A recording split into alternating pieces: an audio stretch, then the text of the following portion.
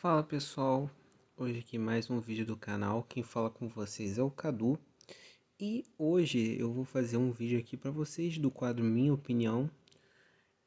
Eu vou trazer as edições número 1 até a número 4 da mensal do Homem de Ferro, da época totalmente diferente da Marvel, lá no finalzinho de 2016 e início de 2017. Essas basicamente são as primeiras edições da fase do Brian Michael Bendis à frente do personagem. E a gente abre aqui com Invincible Iron Man número 1, com a arte do David Marks, que é uma arte muito bonita. Aqui a gente, nesse primeiro arco, teremos a Madame Máscara como principal antagonista do Homem de Ferro. Aqui ela está atrás de uma forma de restaurar seu rosto, né, novamente, e se vingar do Homem de Ferro, como de praxe, que a Madame Máscara é basicamente top 3 grandes antagonistas do personagem. Enquanto a isso, o Tony Stark está tentando melhorar como pessoa e criar uma armadura nova, né? Mais uma vez, mais uma fase aí, explorando a genialidade do Homem de Ferro e inventando uma nova armadura para o personagem. Aqui a nova armadura, que seria a modelo Prime, né? Essa armadura aqui eu acho muito bonita. É a minha favorita desses últimos anos do Homem de Ferro. A arte do David Marks também ajuda bastante. Aqui o Tony ele interage com a Sexta-feira, que é uma inteligência artificial que foi introduzida até no universo cinematográfico da Marvel. A arte do Marks é muito bonita. Aqui também ele vai se envolver com essa cientista, que é a Amara. Esqueci o nome, gente, sério. Temos também uma grande participação do Doutor Destino. O Doutor Destino, que nessa época estava com o rosto restaurado por causa das guerras secretas. O Reed Richards e ele entraram em embate e o Reed restaurou o rosto dele. Não sei se vocês sabem disso, tanto é que no final a gente descobre ele lá na Latveria tirando a máscara de ferro. Uma coisa interessante é que antes mesmo de Guerra Infinita trazer, né, a armadura de nanotecnologia, o Bendis estava criou essa armadura aqui para exatamente nessa função, olha só. Tem até de certa forma um modo Hulkbuster aqui. Essa armadura é muito bonita, gente. O Doutor Destino ele aqui ele tá numa fase meio heróica, por assim dizer. Ele vai ajudar o Tony, que está sempre desconfiado aí das intenções do Victor Von Doom. Aqui vai ter embates intensos. Também tem uma participação perto do final do arco com a Mary Jane. Uma coisa muito legal desse primeiro arco é que o Homem de Ferro aqui a gente vê um lado mais humano dele, né? Claro que outros quadrinhos já abordavam isso. Um quadrinho que eu recomendo vocês que mostra muito desse lado mais humano do Tony Stark é a fase do Matt Fraction à frente do título do personagem, onde o Matt Fraction deixa meio claro que o Tony Stark ele tem um lado muito inseguro quanto às coisas que ele faz. Tem até um diálogo aqui interessante entre ele e a Mara que explica. Ele vai atrás dessa cientista para desabafar esses percalços que ele está tendo com a Madame Máscara e tudo mais. E ele fala com ela que se ele fosse conversar com outro super-herói, esse outro super-herói ia passar outros problemas para ele também. Então ele não ia ter uma conversa satisfatória, um desabafo. É isso que eu achei legal. O Bendis aqui nesse primeiro arco ele explora muito bem essa nova armadura. Tem até um modo samurai, cara, muito sinistro isso aqui. É um primeiro arco bacana, divertido. Olha a Mary Jane na arte do David Marks. É uma beleza. É um primeiro arco bacana, divertido, promissor. Não é nada assim, Demolidor, do Bendis, Elias, até mesmo Vingadores dele. Mas aqui, assim, é basicamente uma coisa que está sendo promissora. Eu não li o restante da fase dele. A partir da número 3, se inicia um arco a partir de Invincible Iron Man número 6, com a arte do Mike Deodato.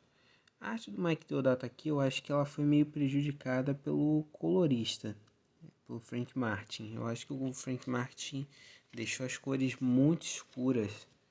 Por mais que a arte do Deodato seja escura e tal, Aqui fica bem escuro mesmo, às vezes, assim, o sombreamento fica exagerado pra história. Ainda mais histórias do Homem de Ferro, que tem que ter um certo detalhismo por causa das armaduras também. A arte tá bonita, mas particularmente eu acho que o David Marks foi quem se destacou nessa run do Homem de Ferro. Esse primeiro arco ele tem um começo interessante, né? Por causa do esse segundo arco, aliás, tem um começo interessante. Aqui, vai até aqui no número 4, tem uma participação do Aranha. O Bendis adora colocar o Homem-Aranha nos títulos dele. Eu acho que no Guardiões da Galáxia ele colocou até o Venom, né, para de certa forma mimetizar isso. Em Ilhas tinha participação do Aranha. Não, não tinha, mas tinha do Demolidor. Tinha até citação ao Aranha, teve participação do J. Jonah Jameson. Aqui a gente vai ter o Aranha ajudando o Homem de Ferro, porque o Rhodes ele vai desaparecer lá na China, se eu não me engano. Aí o Tony vai atrás do Rhodes enquanto ele tenta contratar a Mary Jane para as indústrias Stark. Sim, né, eu vou ver se eu consigo comprar o restante desse arco. Só o restante mesmo, porque eu não quero tudo não, porque senão vai ficar muito pesado. Várias coleções. Mas enfim, eu achei o início promissor, foi muito bacana. Não é a melhor fase do Homem de Ferro, mas não é a pior também. Eu acho até que esse primeiro arco em si ele pode entrar num top 20 do personagem, de repente. Que o Homem de Ferro é aquilo. As pessoas tendem a esculachar ele, por causa que ele foi. Assim, ele subiu o estrelato por causa do cinema e tal. Mas o Homem de Ferro ele tem histórias interessantes, muito além de Demônio da Garrafa. E muito além de Extremis também. Tem a Run do Matt Fraction, tu tem o Homem de Ferro Superior do Tom Taylor, a fase inteira do David Michelini com a Guerra das Armaduras e o próprio Demônio da Garrafa. Tem aí umas histórias que dá para explorar bem o personagem. Até a run do Bendis, até a parte em que a Riri Williams e o Victor Von Doom assumem os títulos de Homem de Ferro, é, é uma fase boa, é uma fase interessante. E muita gente julga a fase do Bendis por causa do retcon do Tony ser adotado. Antes de eu classificar aqui e dar uma meia nota, vou explicar o retcon. O retcon do Tony Stark ser adotado vem da fase do Kieron Gillen, lá no início da totalmente nova Marvel, lá após Vingadores vs X-Men. Então não é culpa do Bendis. O Bendis só se deu o trabalho de desenvolver uma coisa que o Gillen largou aí pra chocar. Né? E a nova Marvel, infelizmente, ao mesmo tempo que ela teve muitos títulos bons, ela teve seus títulos ruins e o Homem de Ferro caiu nessa. Só foi o Tom Taylor que tentou dar uma revitalizada aí, mas Superior ao Homem de Ferro acabou tendo um encerramento muito abrupto, né? Mas que nota eu dou como um todo para essas publicações? Eu dou aí minha nota, dou uma nota 8,5. A arte é linda, o roteiro é bacana, inteligente, tem ótimas sacadas e desenvolve muito bem o Tony, acaba até criando uma empatia com o personagem, né? Então é isso, gente. Espero que vocês tenham gostado do vídeo. Comentem aí. Assim, acho que dá para vocês acharem no sebo. Se vocês quiserem pelo menos o primeiro arco, comprem a número 1, 2 e 3. Na 3 inicia o segundo arco, porém termina o primeiro. Mas se vocês querem os dois arcos, os dois primeiros arcos, tem que ir até a número 6 da mensal do personagem.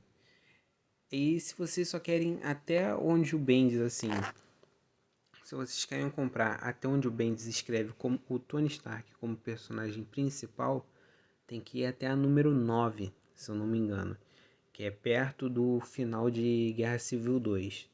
Então é isso, gente. Valeu, espero que vocês tenham gostado do vídeo. Comentem aí se vocês já leram essa fase do Bendis, se vocês pretendem ler, ou se vocês odiaram essa fase, se vocês acharam execrável. Comentem aí, gente. Valeu, obrigado e tchau, tchau.